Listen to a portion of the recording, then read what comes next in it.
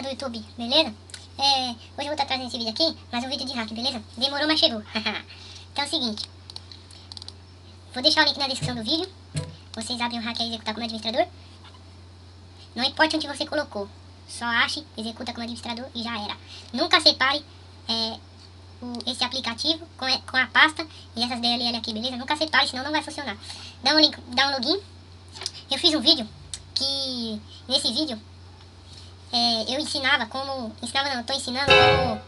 Oh, desgraça. Como você se cadastrar no site, beleza? Porque pra você usar esse hack você vai ter que se cadastrar. E nesse vídeo eu vou estar ensinando isso. Você se cadastra lá, rapidão. E recarrega seu VIP.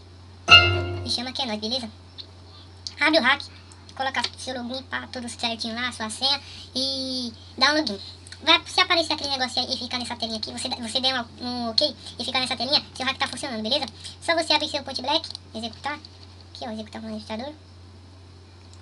E você der um iniciar. Deixa eu fechar aqui. E você der um iniciar, galera, seu hack vai estar funcionando direitinho, tá?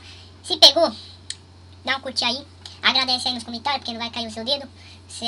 A não ser que seu botão do seu mouse tenha ácido. A não ser isso, você já pode tá lá, ó, papim, papum, e fechou, beleza? Não sou nada engraçado, né? Então, beleza. Se você gostou do vídeo, dá um curtir aí.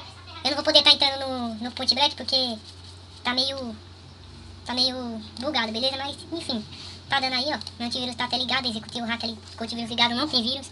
E ambas as partes, você pode entrar no Point Black, matar geral e chama que é nóis. Chama alguém lá pra banir nós. Então, beleza. Só isso mesmo, galerinha do YouTube. Se inscreva no meu canal, curte o vídeo aí que gostou. Desculpe pelas brincadeiras. E é nóis.